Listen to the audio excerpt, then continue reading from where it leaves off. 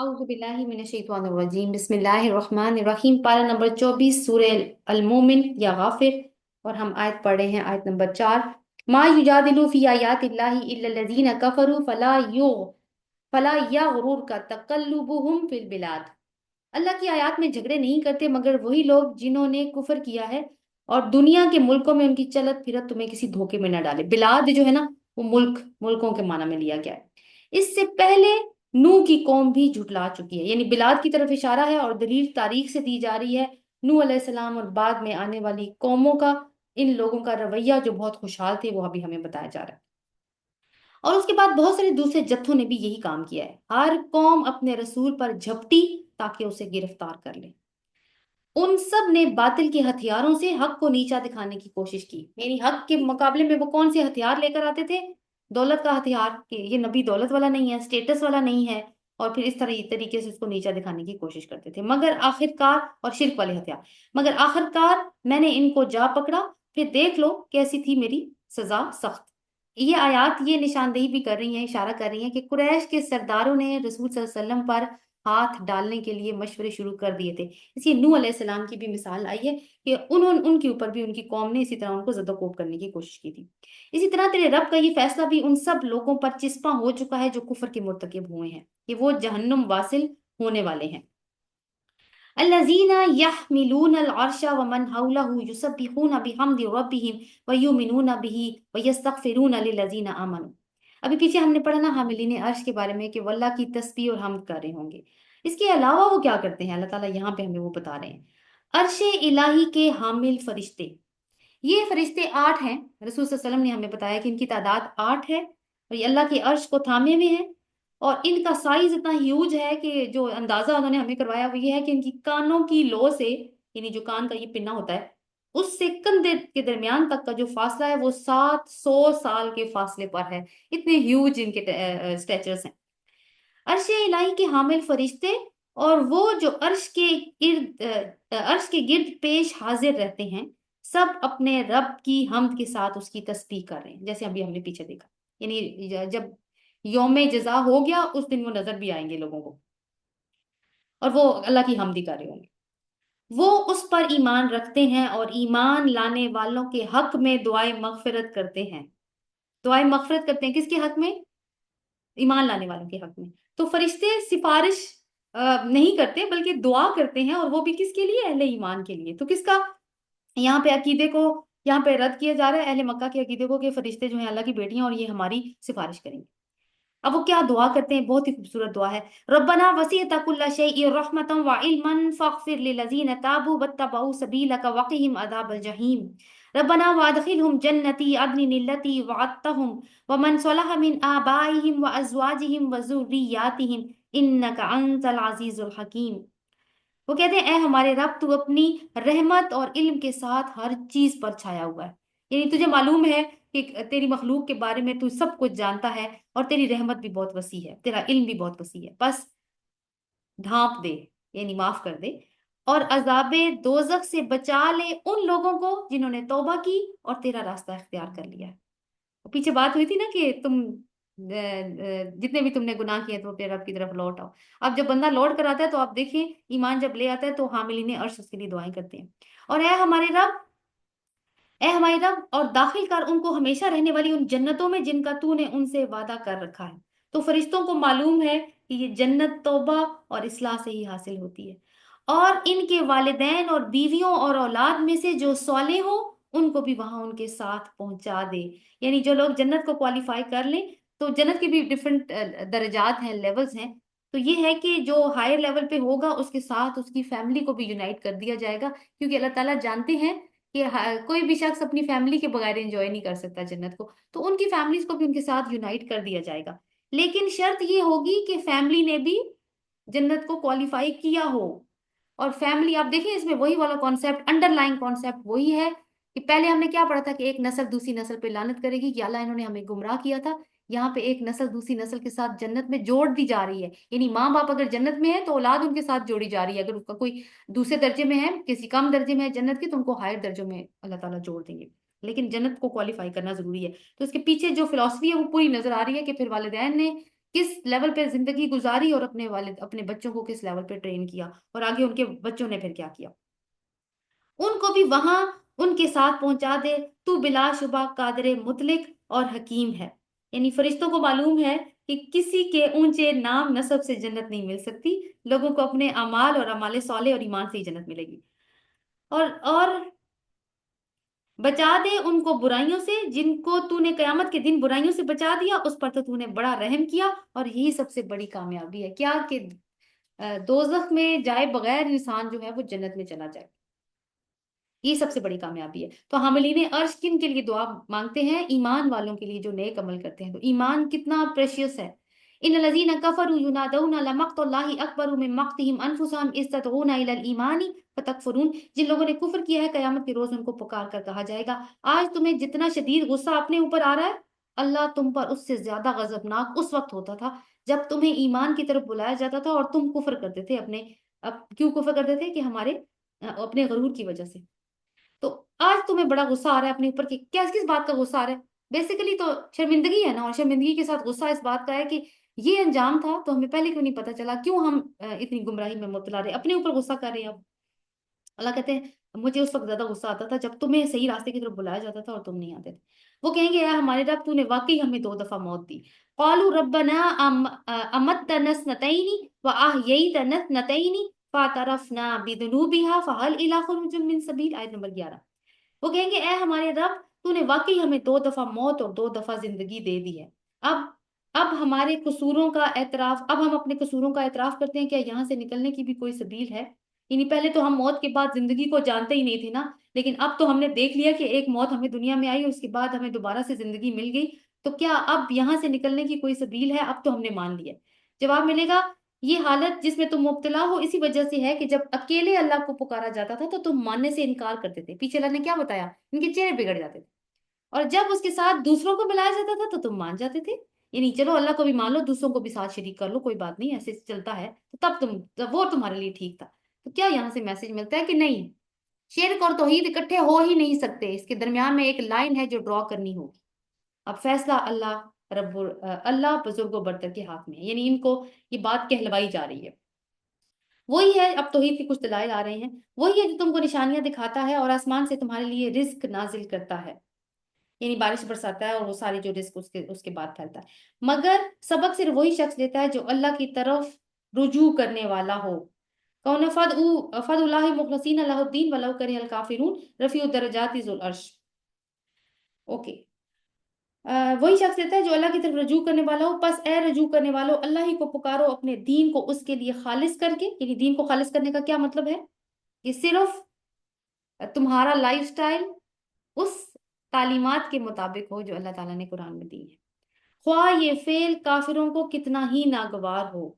تو کافروں کو مسلمانوں کی عبادات سے ویسے تو کوئی مسئلہ نہیں ہے، ان کو مسئلہ کس چیز سے ہے؟ نظام زندگی سے ان کو مسئلہ ہے کہ یہ پورا ایک نظام حیات ہے، اس سے ان کو خطرہ ہے، اور جو یہ نظام حیات پیش کرتا ہے اس سے بھی ان کو بڑا خطرہ ہے، کیونکہ اس نظام میں جو اللہ کا نظام ہے اس میں طاغوت کی گنجائش نہیں ہے، جبکہ دنیا میں کون سا نظام چلتا ہے؟ طاغوت کا نظام چلتا ہے۔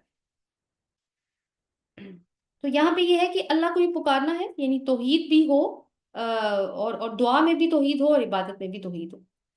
رفیع الدرجات ذو العرش، وہ بلند درجوں والا مالک عرش ہے، اپنے بندوں میں سے جس پر چاہتا ہے اپنے حکم سے روح نازل کرتا ہے، یعنی وہی کو روح کہا گیا ہے، کیوں؟ کیونکہ یہ خبردار کرنے کے لیے بھیجی جاتی ہے، اور جس طرح روح جو ہے اس سے جسم کو زندگی ملتی ہے، جب روح نکل جاتی ہے تو جسم مردہ ہو جاتا ہے، اسی طرح وہی سے انسان کی عقل اور دل کو زندگی ملتی ہے، اپنے حکم سے روح نازل کر دیتا ہے تاکہ وہ ملاقات کے دن سے خبردار کر دے۔ اور کیوں بھیجی جاتی ہے؟ تاکہ لوگوں کو ڈرایا جائے، وہ دن جب کہ سب لوگ بے پردہ ہوں گے، اللہ سے ان کی کوئی بات چھپی ہوئی نہ ہوگی، یعنی فزیکلی بھی بے پردہ ہوں گے، اور ویسے بھی کوئی جتنے بھی اعمال ہوں گے وہ سارے سامنے نظر آ رہے ہوں گے، اللہ سے کچھ بھی چھپا ہوا نہیں ہوگا۔ اس روز پکار کر پوچھا جائے گا لمن الملک اليوم للہ واحد القہار، آج بادشاہی کس کی ہے؟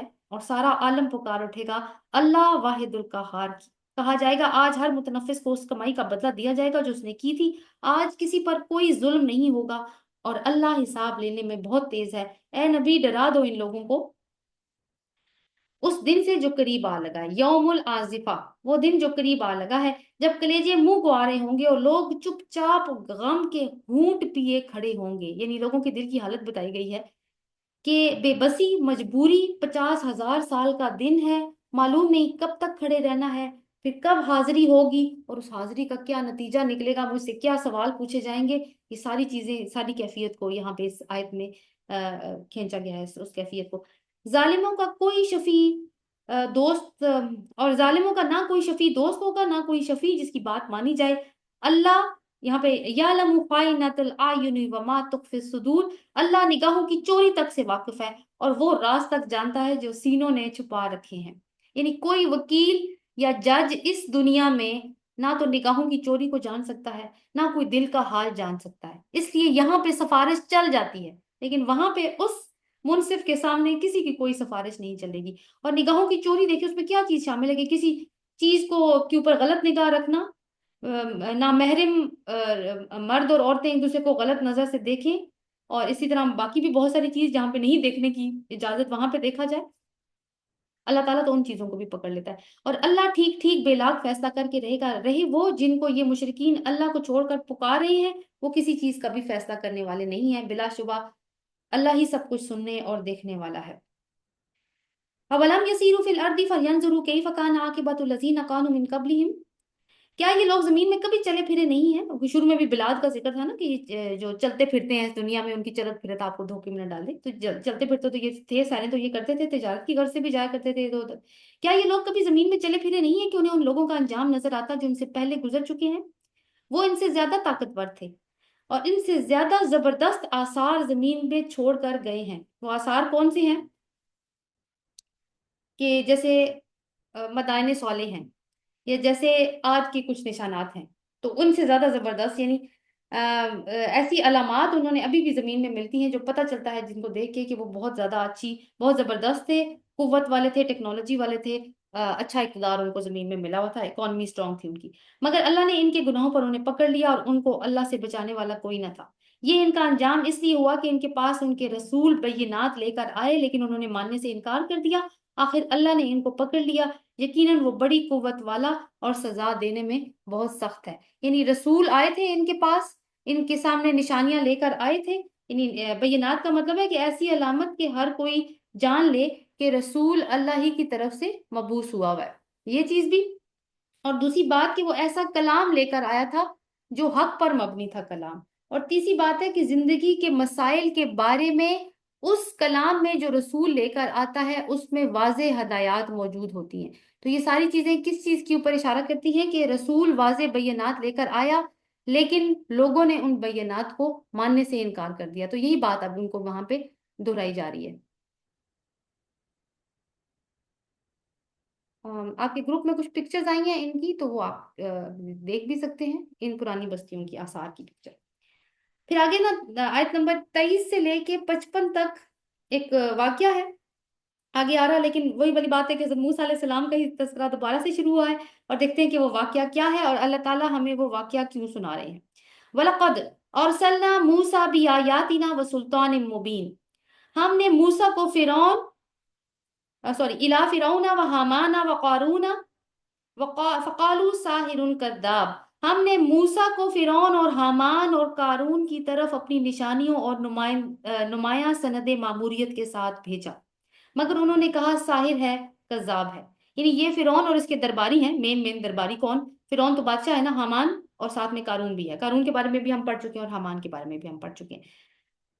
تو یہ جو درباری جو موسیٰ علیہ السلام کی مخالفت میں فرعون کے ساتھ پیش تھے، بالکل ایسے ہی جیسے ابو جہل تھا رسول صلی اللہ علیہ وسلم کے لیے، عقبہ بن ابی معیط تھا، ولید بن مغیرہ تھا، تو یہ قریش کے سردار اور یہ یہاں پہ موسیٰ کے سردار، مگر انہوں نے کہا ساحر ہے، کذاب ہے، یہی باتیں کرتے تھے یہ لوگ بھی۔ مگر جب وہ ہماری طرف سے حق ان کے سامنے آ گیا تو انہوں نے کہا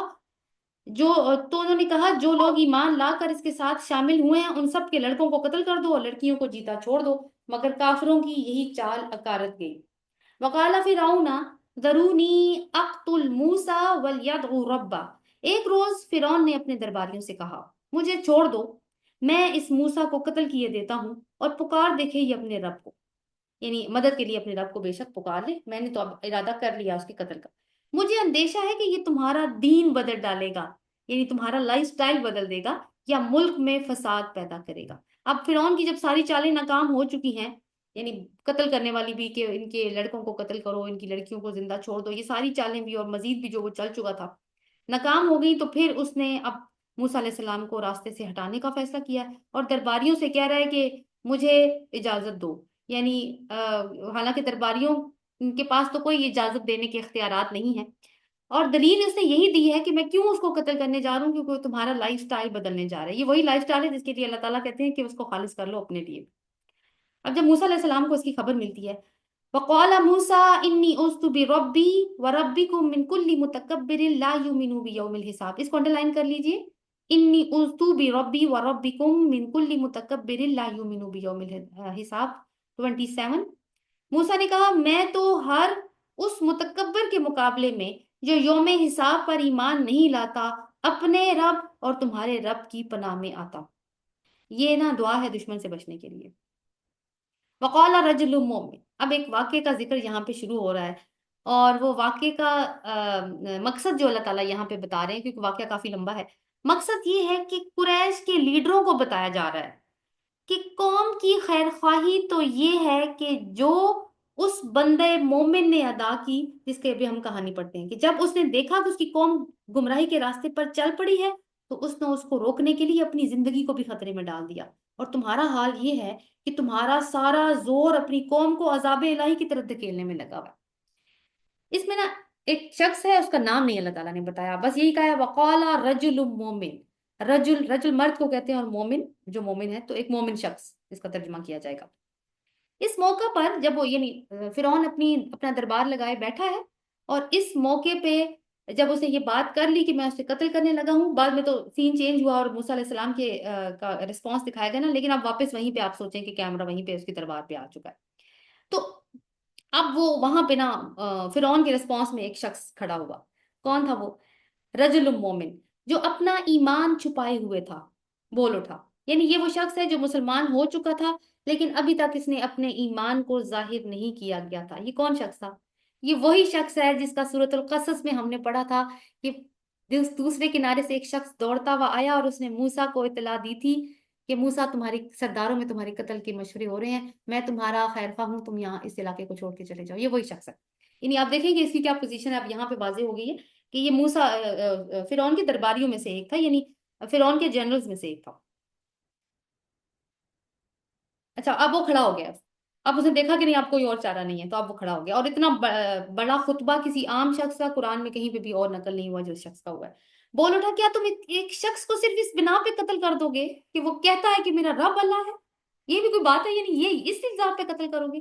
اور دیکھیں حضرت ابو بکر سے ایک دفعہ اہل مکہ جو ہے اور رسول اللہ صلی اللہ علیہ وسلم پر پل پڑے نا ان کو نقصان پہنچانے کے لیے، تو حضرت ابو بکر راستے میں آ گئے اور انہوں نے رسول صلی اللہ علیہ وسلم کو بچایا، اور ابو بکر صدیق نے بھی یہی بات کی کہ کیا تم ایک شخص کو اس لیے ماننا چاہتے ہو کہ وہ یہ کہتا ہے کہ میرا رب اللہ ہے، حالانکہ وہ تمہارے رب کی طرف سے تمہارے پاس بینات یعنی معجزات لے کر آیا ہے۔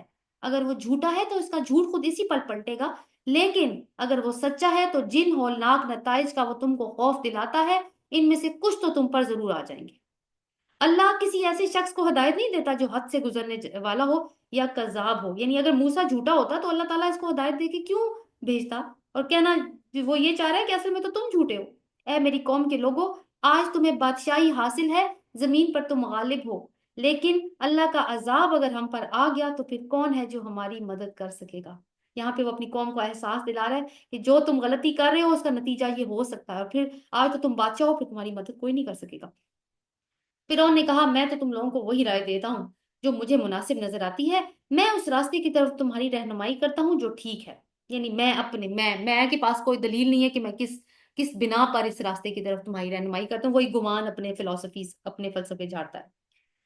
جو شخص ایمان لایا تھا اس نے کہا اے میری قوم کے لوگوں، مجھے خوف ہے کہ کہیں تم پر بھی وہ دن نہ آ جائے جو اس سے پہلے بہت سارے جتھوں پر آ چکا ہے، یعنی فرعون نے بیچ میں سے پوکن کیا ہے، اپنی ناک گھسائی ہے اور بات کی ہے، اور لیکن اس رجل المومن نے دھیان نہیں دیا، وہ بھی موسیٰ علیہ السلام کی طرح اپنی بات اب پوری کر رہا ہے، اسے کوئی رسپانس بھی نہیں دیا۔ آپ دیکھیں نا، اس کا مطلب اس نے دھیان نہیں دیا، وہ اپنی بات کرنا چاہتا ہے۔ مجھے خوف ہے کہ کہیں تم پر بھی وہ دن نہ آ جائے جو اس سے پہلے بہت سارے جتھوں پر آ چکا ہے، تو ان کو کیسے معلوم ان اقوام کے بارے میں؟ آپ دیکھیں آگے، جیسا دن قوم نوح، عاد، سمود اور ان کے بعد والی قوموں پر آیا ہے۔ اس کا مطلب ہے کہ کوئی یا تو ان کے پہلے ان کو خبردار کرنے والا آ چکا ہے، جو کہ حضرت یوسف تھے، اور یا پھر انہوں نے تاریخ کی کتابیں پڑھ رکھی ہیں، کیونکہ ساری قوم کو پتا ہے، ان کو یہ عاد اور سمود کا انٹروڈکشن نہیں کروا رہا، صرف ریفرنس دے رہا ہے، تاریخی ریفرنس دے رہا ہے۔ اور حقیقت یہ ہے کہ اللہ اپنے بندوں پر ظلم کا کوئی ارادہ نہیں رکھتا۔ یا قومی انی اخاف علیکم یوم التناد، اے میری قوم، مجھے ڈر ہے کہ کہیں تم پر فریاد اور فغاں کا وہ دن نہ آ جائے جب تم ایک دوسرے کو پکارو گے اور بھاگے بھاگے پھرو گے، مگر اس وقت اللہ سے بچانے والا کوئی نہیں ہوگا۔ سچ یہ ہے کہ جسے اللہ بھٹکا دے اسے پھر کوئی راستہ نہیں دکھانے والا کوئی نہیں ہوتا۔ اس سے پہلے یوسف تمہارے پاس بینات لے کر آئے تھے۔ دیکھیں آپ اسے ذکر کیا ہے نا، کیونکہ یوسف علیہ السلام قوم کے ہیرو ہیں۔ انہوں نے مصر کی مدد اس وقت کی تھی اپنی صلاحیتوں کے ساتھ جب مصر کو ان کی مدد کی بہت زیادہ ضرورت تھی، اور مصر قحط سے گزر رہا تھا، اس وقت مدد کی تھی انہوں نے۔ تو تاریخ میں مثالیں موجود، تاریخی ہیروز کو کوئی بھی نہیں بھلاتا، تو حضرت یوسف علیہ السلام کے بارے میں یہ جانتے تھے، اور ان کو ایز اے نبی بھی وہ جانتے ہیں، یہ یہاں سے واضح ہو رہا ہے۔ اور جو فرعون کہتا تھا نا ایسی بات تو ہم نے کبھی سنی نہیں کہ کوئی نبی بھی آیا کرتا ہے، تو یہ بات دیکھیں فرعون بھی جھوٹ بولتا تھا۔ اس سے پہلے یوسف تمہارے پاس بینات لے کر آئے تھے، مگر تم ان کی لائی ہوئی تعلیم کی طرف سے شک میں ہی پڑے رہے۔ پھر جب ان کا انتقال ہو گیا تو تم نے کہا اب ان کے پاس بعد اللہ کوئی رسول نہیں بھیجے گا۔ اسی طرح اللہ ان سب لوگوں کو گمراہی میں ڈال دیتا ہے جو حد سے گزرنے والے اور شکی ہوتے ہیں، یعنی جو رسول آتا ہے اس کے اوپر شک کرتے ہیں، پتہ نہیں یہ رسول اللہ کی طرف سے ہے یا اپنی طرف سے بات کر رہا ہے، پتہ نہیں یہ کتاب اللہ کا کلام ہے یا اپنی طرف سے گھڑ رہا ہے، یہی شک ہے۔ اور اللہ کی آیات میں جھگڑے کرتے تھے بعد اس کے کہ ان کے پاس کوئی سند یا دلیل آئی ہو، اور یہ رویہ اللہ اور ایمان لانے والوں کے نزدیک سخت محفوظ ہے۔ اسی طرح اللہ ہر متکبر اور جبار کے دل پر ٹھپا لگا دیتا ہے۔ تو ٹھپا کیوں لگتا ہے؟ فرعونیت کی وجہ سے ٹھپا لگتا ہے۔ تو اب فرعون کو لگا کہ لوگ تو اس کی بات بڑے غور سے سننے لگ پڑے ہیں اور سارے دربار کی توجہ اسی کی طرف ہے، حالانکہ سینٹر آف اٹینشن تو فرعون کو ہونا چاہیے تھا۔ تو فرعون نے پھر بولا، فرعون نے کہا وقال فرعون یا حامان ابنی صرحا لعلی ابلغ اسباب السماوات۔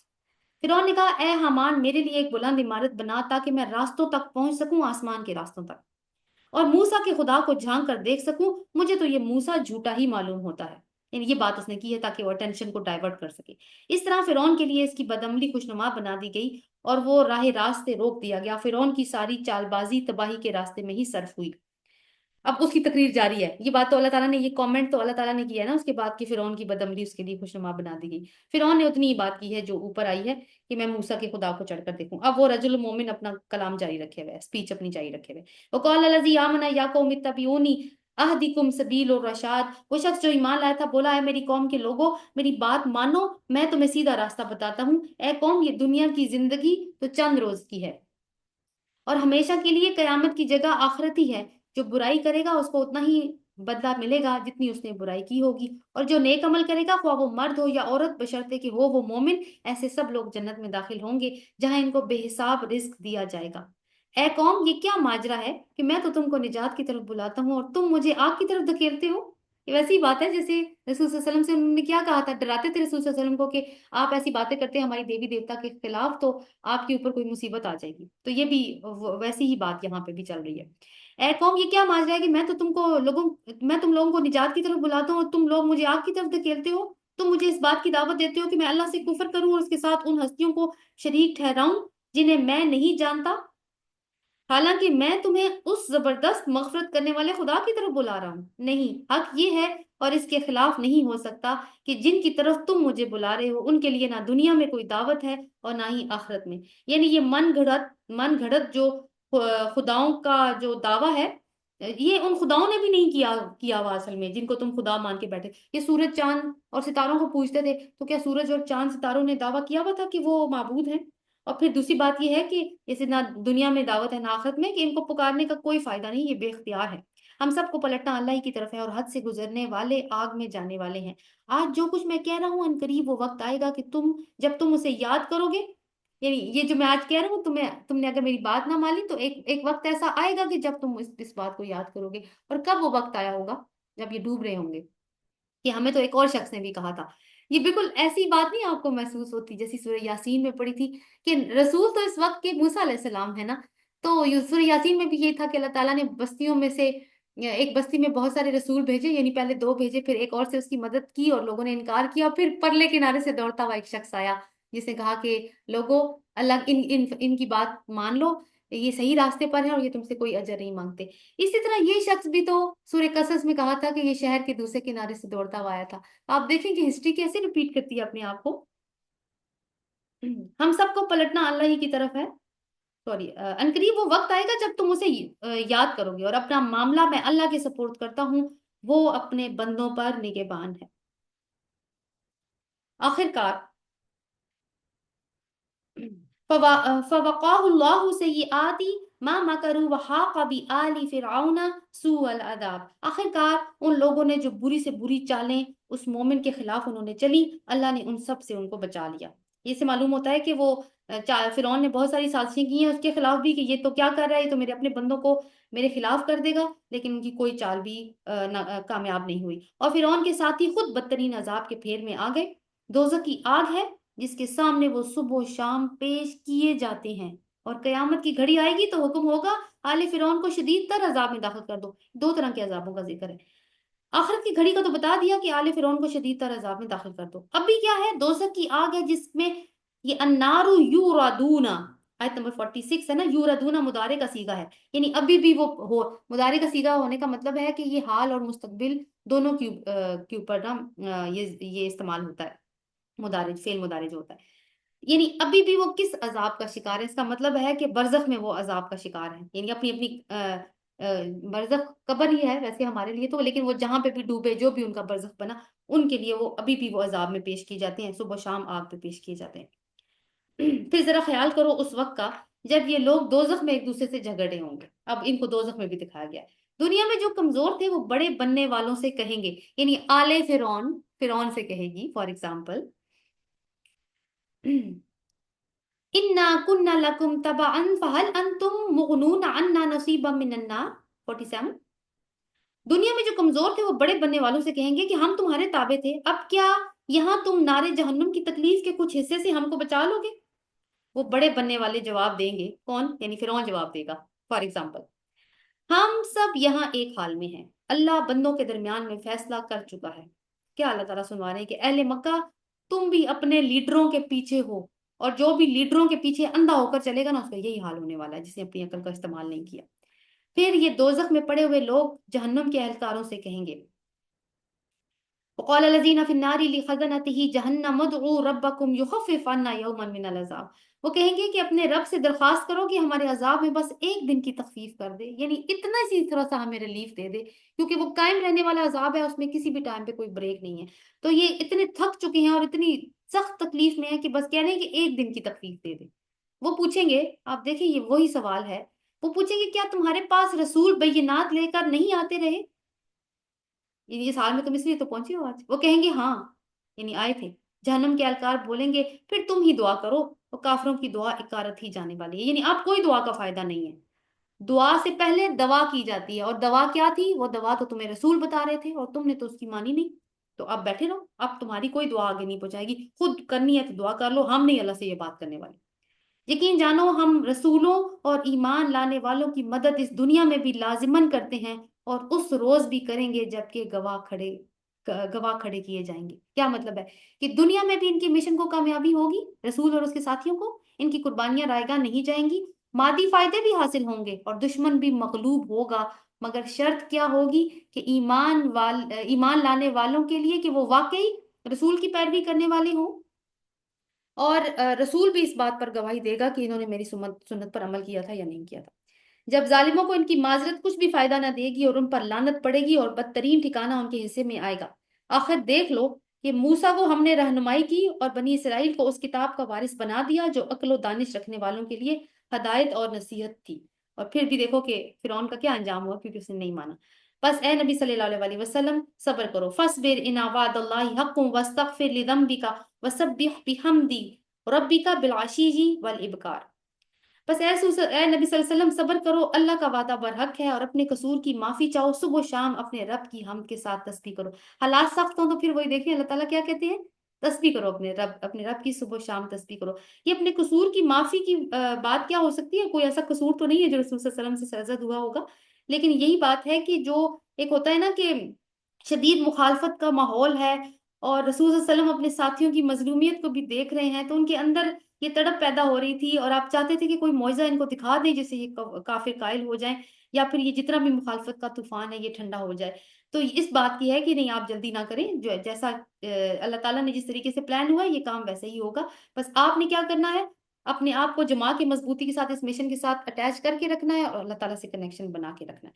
اب جو آگے آیات آ رہی ہیں 56 سے 87 تک، صبر کی تلقین ہے، اور پھر فتح اور نصرت کی بشارتیں، اور قریش کے لیڈروں کو دنیا اور آخرت میں عذاب کی دھمکی دی گئی ہے۔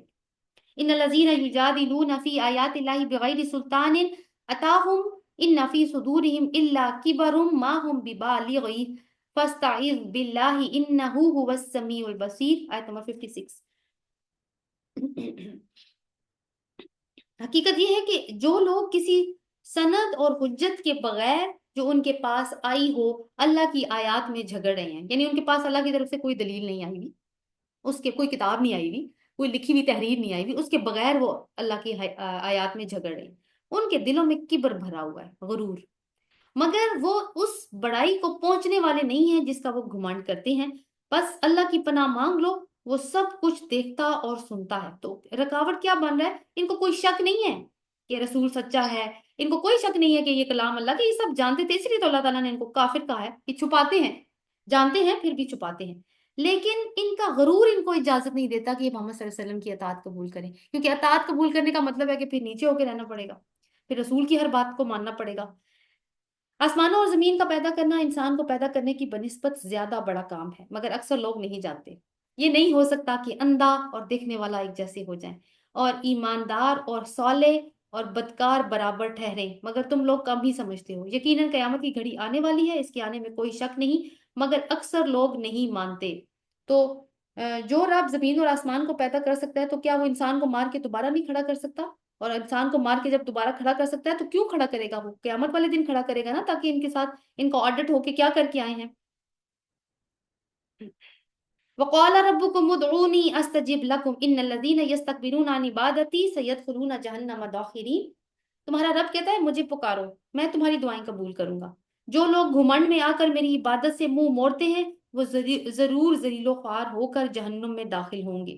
اس آیت میں دو باتیں خاص طور پر توجہ کا مرکز ہیں۔ ایک تو یہ ہے کہ دعا اور عبادت کو یہاں پہ ایک دوسرے کی جگہ پہ ہی لایا گیا، یعنی ہم مانا الفاظ کے طور پر استعمال کیا گیا، کیونکہ پہلے فکرے میں جس چیز کو دعا سے تعبیر کیا گیا ہے کہ میں تمہاری دعائیں قبول کروں گا، بعد میں کہا ہے میری عبادت سے منہ موڑتے ہیں، اس کو دوسرے فکرے میں اللہ تعالیٰ نے عبادت کہا ہے۔ اس سے یہ بات واضح ہوگی کہ دعا عین عبادت ہے اور عبادت کی جان ہے۔